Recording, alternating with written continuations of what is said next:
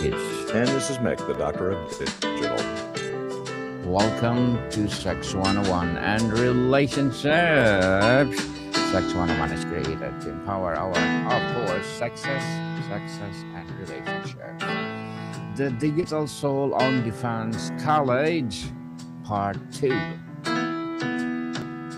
In part one of this series, introduce OnlyFans in college. The American university has long been a sanctuary for the weird, the radical, and the utterly unemployable. But apparently, the line for acceptable academic discourse is drawn at the precise intersection of digital labor and cleavage.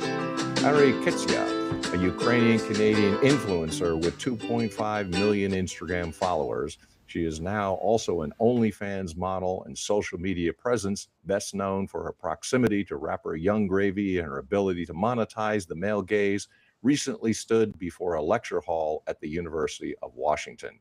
In this digital age wasteland, sexuality has become untethered from its covenantal roots, leading to a profound state of relational dysregulation and chronic loneliness. Chronic loneliness.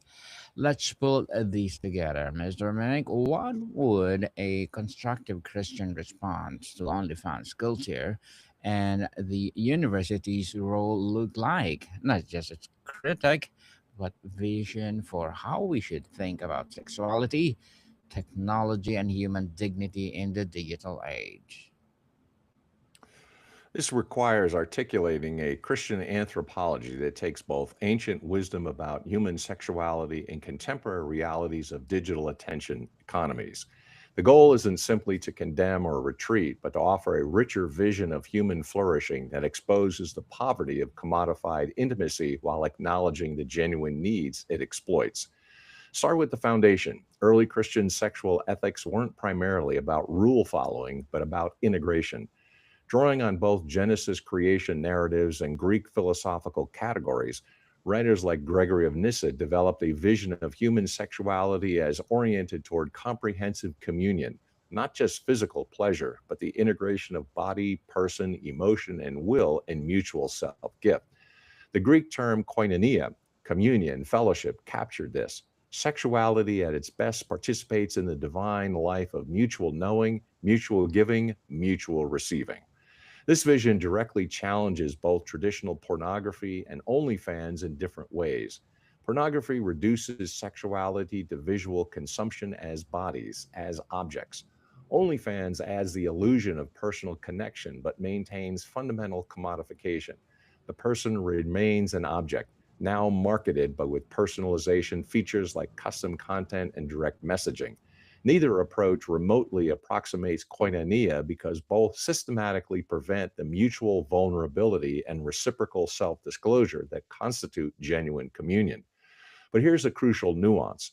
Early Christians weren't naive about human brokenness or the messy realities of desire.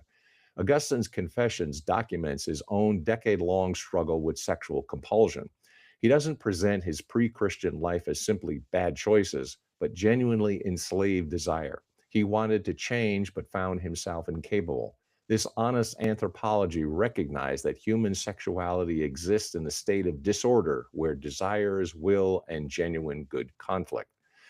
Applied to OnlyFans culture, this means recognizing that both creatures and subscribers are responding to real human needs, however dysfunctionally. Subscribers aren't simply perverts, but often profoundly lonely people seeking recognition and connection in a digitally mediated world. Creators aren't simply selling out, but often economically precarious young adults trying to survive in late capitalism. The Christian response requires simultaneously validating these genuine concerns while offering fundamental different ways to address them. This is where the university's role becomes critical. Higher education, at its best, cultivates what Martha Nussbaum, drawing on Aristotelian Christian synthesis, calls capabilities, the skills, knowledge, and virtues that enable human flourishing. A psychology curriculum addressing digital sexuality should absolutely study OnlyFans, parasocial relationships, and attention economies. But studying these phenomenon means analyzing their effects, examining alternatives, and cultivating students' capacity for critical discernment. Imagine how different the University of Washington lecture could have been. Instead of platforming Kitsia uncritically, what if students heard from researchers studying parasocial relationship psychology and its neurological effects, former OnlyFans creators who've exited the industry, describing the long term psychological impacts, economists analyzing platform capitalism and the extraction of value from creators, therapists working with clients struggling with pornography addiction and digital intimacy issues, and Kitsia herself, but in structured dialogue with critics rather than monologue. This approach doesn't shelter students from reality. It equips them with frameworks for critical analysis while maintaining imaginative space for alternatives. It treats young adults as moral agents capable of sophisticated discernment rather than consumers of perspective. Early Christian educators like Basil emphasize that formation requires both critique and vision. Critique alone breeds cynicism. Vision alone breeds naivety. Naivety. Students need to understand how OnlyFans works and how it represents and why a fundamentally impoverished approach to human sexuality and what richer alternatives might look like. This requires educators willing to state claims about human flourishing rather than retreating into value neutral description. Regarding technology specifically, early Christian responses to Roman spectacle and theatrical culture offer helpful precedent.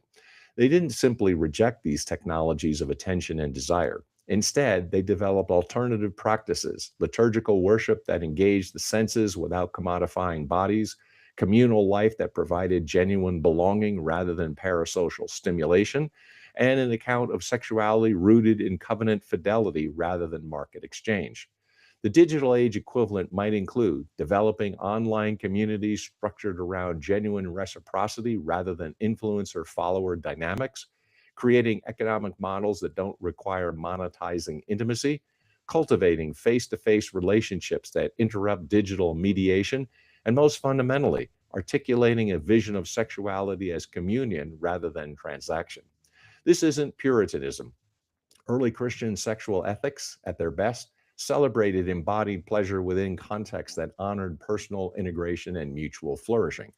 The issue with OnlyFans isn't that it involves sexuality or pleasure, but that it systematically prevents the integration and mutuality that makes sexual experiencing genuinely humanizing rather than fragmenting.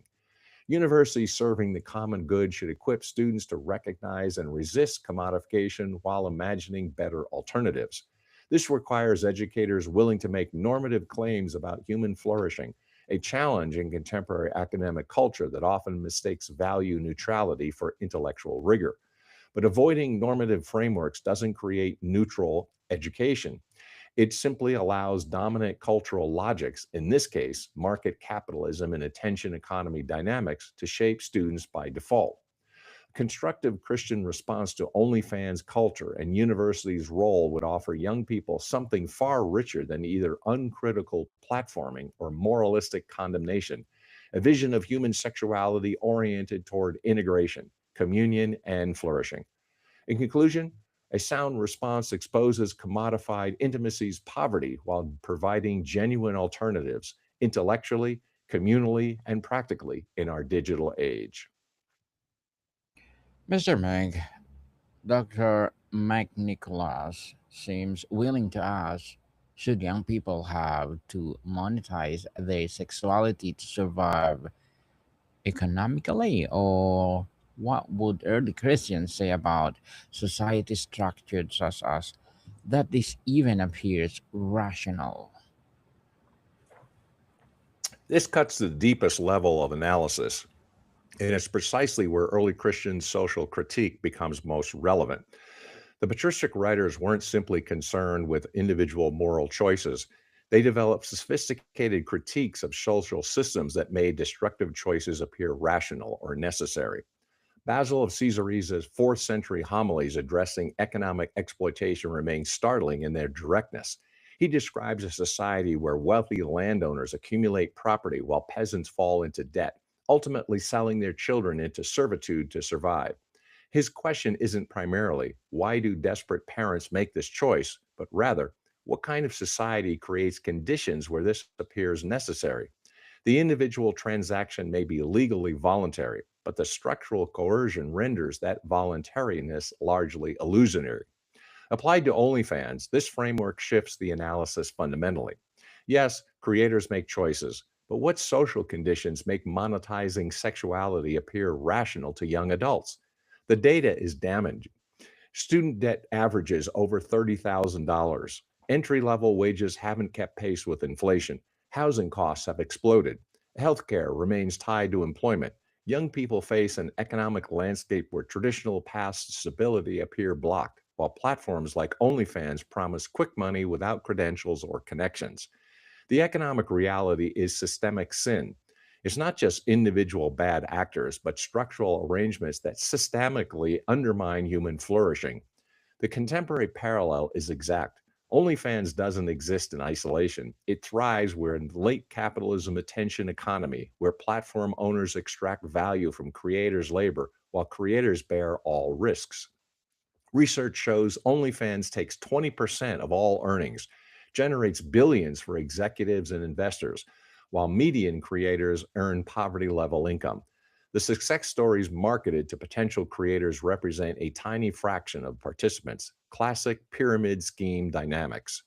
Basil would ask, does this education equip students to recognize and resist structural exploitation, or does it train them in sophisticated participation in their own commodification?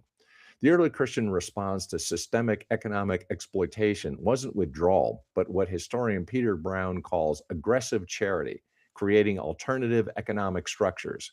They established funds for widows, employment for the poor, and communal resources that interrupted market logic. They didn't just critique the Roman economy's exploitation, they built alternatives, however imperfect. Are universities debt burdened graduates with degrees of questionable market value? Are we preparing students for economies that don't exist while ignoring economic realities they actually face?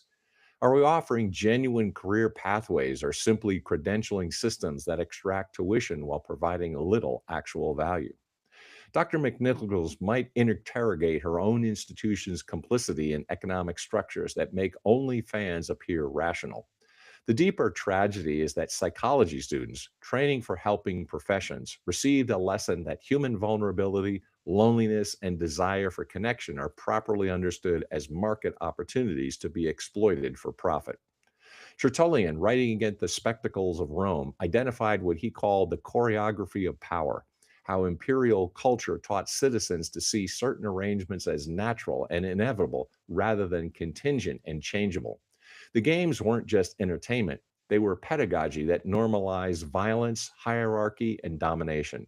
Citizens learned what human beings could legitimately can and do. OnlyFans culture similarly teaches a choreography that sexuality is properly commodifiable, that intimacy is transactional, that human connection operates according to market logic, and that recognizing and exploiting these realities constitutes wisdom rather than participation in dehumanization. The Christian early Christians would pose as theological, but also intensely practical. What kind of people are we forming? If young adults spend their university years learning to see human vulnerability as a market opportunity, attention as properly monetizable, and intimacy as transactional, these frameworks will shape how they understand relationships, professional practice, and social responsibility throughout their lives. This is why the university's role matters so profoundly. Augustine's famous dictum from the City of God applies here.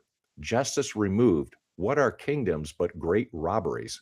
We might ask, wisdom removed, what are universities but credentialing systems that prepare students for sophisticated participation in their own commodification?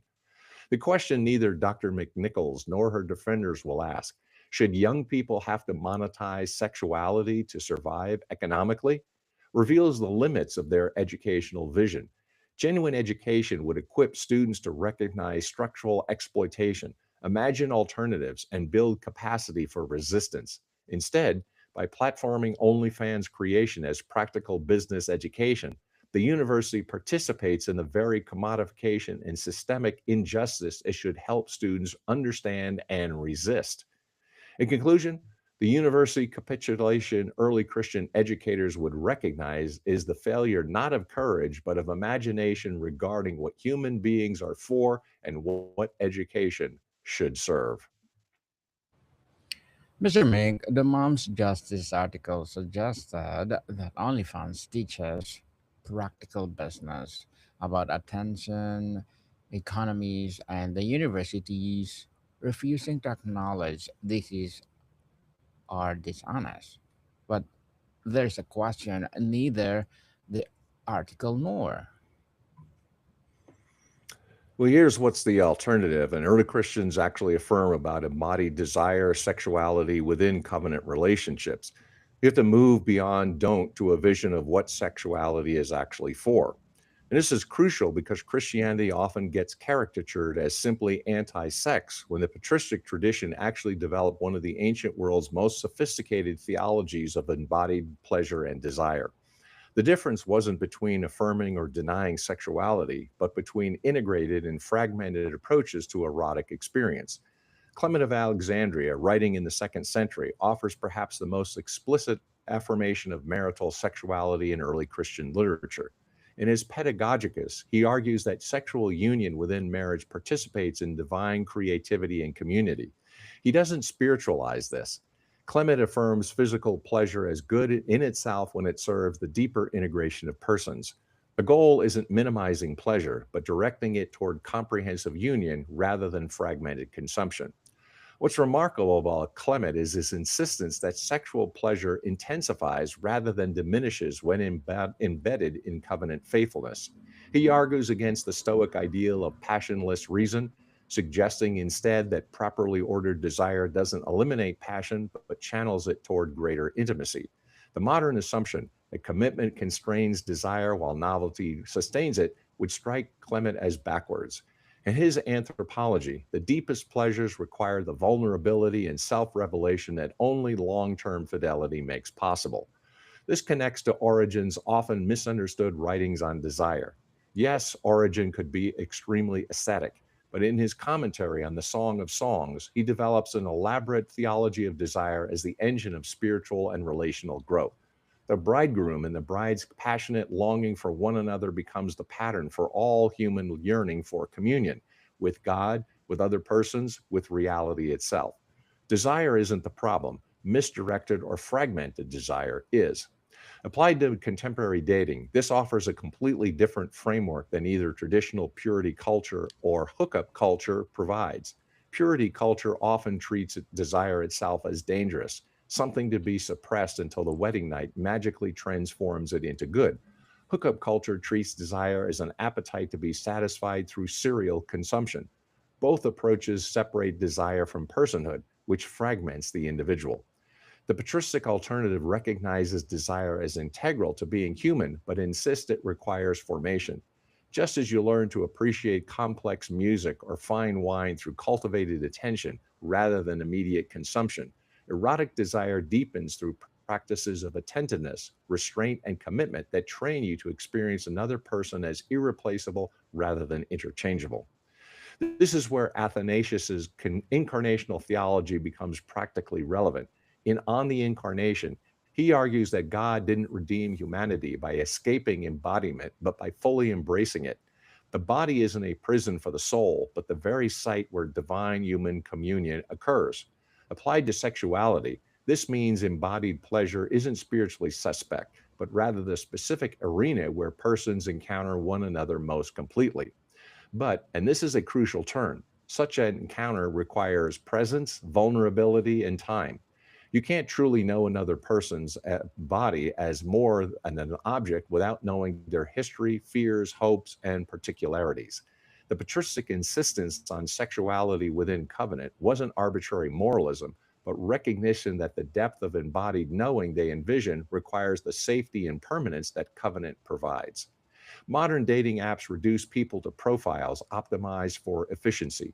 You swipe based on curated images and bullet point bios, seeking someone who matches predetermined criteria. The patristic vision suggests this approach makes genuine erotic encounter nearly impossible because it systemically prevents the slow revelation of particularity that makes another person genuinely desirable rather than merely lustfully attractive. Ambrose of Milan, in his treatise on virginity, makes an argument modern readers often miss. He's not primarily concerned with sexual abstinence as such, but with preserving attention for a deep relationship rather than fragmenting it across multiple superficial encounters. His concern is attentional economy. Scatter your intimate attention across many people, and you lose capacity for the sustained focus that allows you to truly know anyone. This applies whether or not sexual activity is involved. Contemporary people often experience this as the paradox of choice. More dating options correlate with less satisfaction and commitment. The patristic framework explains why. The abundance of options trains you to view people as interchangeable options rather than unique mysteries worth sustained attention. The issue isn't just choosing from many is wrong, but that the practice of constant evaluation prevents you from developing capacity for deep knowing. Jerome, for all his famous asceticism, wrote movingly about married couples whose sexual intimacy deepened over decades as they learned each other's bodies, rhythms, and pleasures with increasing subtlety. He recognized that the best sex, in terms of both pleasure and meaning, happens between people who've built comprehensive knowledge of one another over years. This directly contradicts the cultural narrative that marital sex inevitably becomes boring while novelty sustains excitement. The positive patristic vision affirms embodied pleasure as integral to human flourishing while insisting it reaches its fullest expression within relationships characterized by covenant fidelity, mutual vulnerability, and patient attention. In conclusion, these are precisely the conditions digital platforms systemically undermine through their emphasis on efficiency, optimization, and limitless choice. Mr. Mick, as we begin to mm, you offered a powerful critique of commodified sexuality and the system enabling it. But what's the alternative? What did the early Christian actually affirm about embodied pleasure and sexuality within covenant relationship? How do we move beyond don't to a vision of what sexuality is actually for? The early Christian movement distinguished itself not primarily through novel ideas, but through radical economic practice. They didn't just critique Roman society's commodification of bodies and relationships, they constructed functioning alternatives that proved compelling enough to transform the empire within 3 centuries. The early Christian communities practiced what Acts describes as economic koinonia, the same term used for sexual communion. They pooled resources, eliminated economic hierarchy within the community, and created systems where no member lacked necessities. This wasn't primitive communism, but recognition that market logic fundamentally contradicts the mutual self gift that characterizes Christian community. By the 4th century, this had evolved into sophisticated institutional structures. John Chrysostom oversaw a church in Antioch that operated shelters, hospitals, food distribution networks, and employment programs. These weren't just charity, but alternative economic systems that interrupted the market's determination of human value. A widow too old for profitable labor had worth because personhood isn't reducible to economic productivity. A disabled person excluded from standard employment had dignity because human value doesn't depend on market utility. The revolutionary aspect wasn't generosity. Romans practiced extensive patronage. The difference was reciprocity. Roman patronage reinforced hierarchy. Wealthy patrons supported clients who owed them political loyalty and social deference. Christian economic practice aimed at genuine mutuality. The wealthy gave not to create obligations, but to eliminate the economic coercion that prevented authentic relationships. Applied to contemporary platform economies, this offers a completely different model. OnlyFans operates on extractive logic. The platform takes 20% while providing infrastructure. Creators bear all risk and labor, and subscribers purchase content. Everyone participates as isolated economic actors pursuing self interest. The relationship is purely transactional money for content, content for money, with platform owners exploiting the most profit from both parties. The monasteries offered an early Christian model worth recovering. Despite stereotypes, monasteries were economic powerhouses that demonstrated sustainable alternatives to exploitative systems. They operated farms, workshops, and scriptoriums organized around communal welfare rather than profit maximization. Work was meaningful, labor directed towards community needs rather than commodities for market exchange.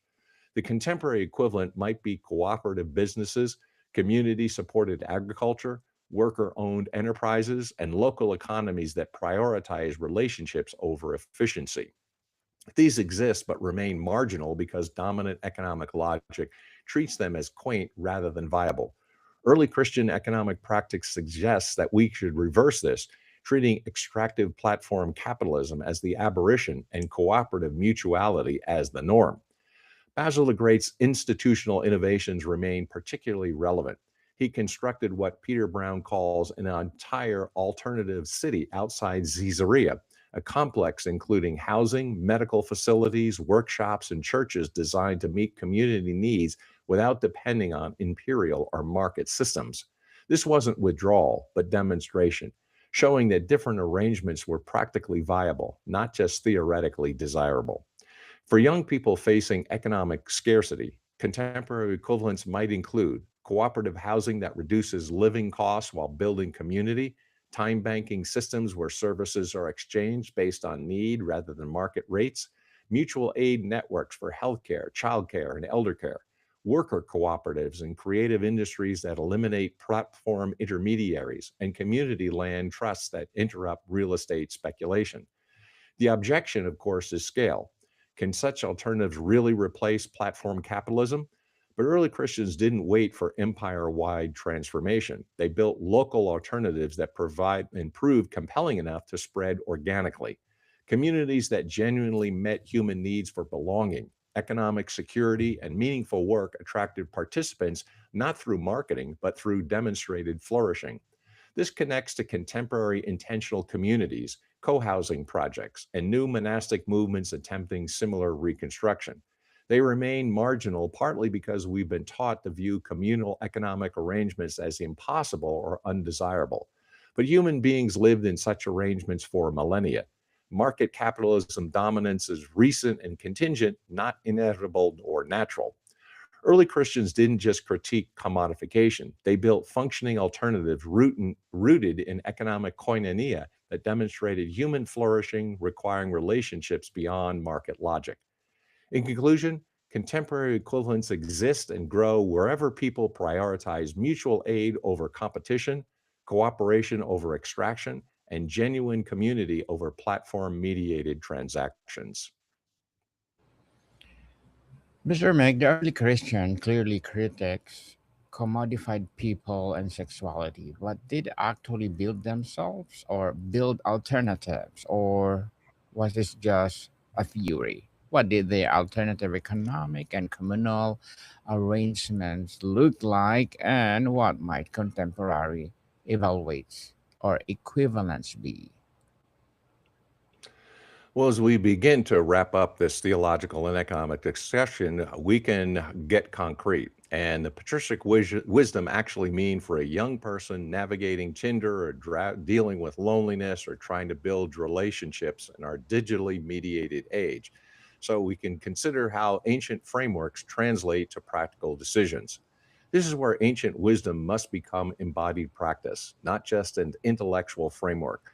The patristic writers understood that formation happens through habitual action, not just belief. So let's talk practically about dating, technology, and relationship building in ways that honor both contemporary realities and ancient wisdom about human flourishing. Start with the smartphone itself. The church fathers had extensive debates about theater attendance, not because drama was inherently evil, but because repeated exposure to certain representations formed desires and expectations in ways that made authentic virtue increasingly difficult. They recognized that what you habitually view shapes what you lustfully desire. Contemporary neuroscience confirms this ancient insight. Repeated exposure to highly stimulating visual content, whether pornography or the endless scroll of dating app profiles, literally rewires neural pathways associated with reward and desire. You train yourself to respond to novelty and visual intensity while losing capacity for sustained attention to actual persons in their full complexity. Practical application. If you're serious about building capacity for a deep relationship, you need significant breaks from dating apps. not because apps are evil, but because their design logic, rapid visual assessment, abundance of options, gamified interactions trains you in precisely the opposite skills that lasting intimacy requires. Take at least one full day per week completely off dating apps. Notice what happens to your attention, your desires, your experience of embodied presence. Regarding loneliness, the driving force behind much parasocial relationship seeking and OnlyFans consumption, the patristic tradition distinguishes between solitude and isolation. Gregory of Nazianzus wrote beautifully about the necessity of periods of solitude for self knowledge and integration. But isolation, the experience of being unknown and unrecognized by others, they saw as profoundly dehumanizing. Modern loneliness is usually isolation, not solitude. You can be surrounded by people, highly connected digitally, but remain unknown. The solution isn't more connections, but different kinds. One friendship characterized by genuine mutual knowing matters more than hundreds of social media connections or parasocial relationships with influencers. Practical application: identify three people in your actual geographic proximity, neighbors, coworkers, fellow students, and commit to regular embodied presence with them. Weekly meals, monthly game nights, whatever fits. The content matters less than consistency and presence. Early Christian agape meals weren't primarily about the food, but about the practice of gathering bodies in shared time and space. For those already in relationships or seeking them, the patristic emphasis on integration offers concrete guidance. Before sexual involvement, have you achieved integration of your life with another?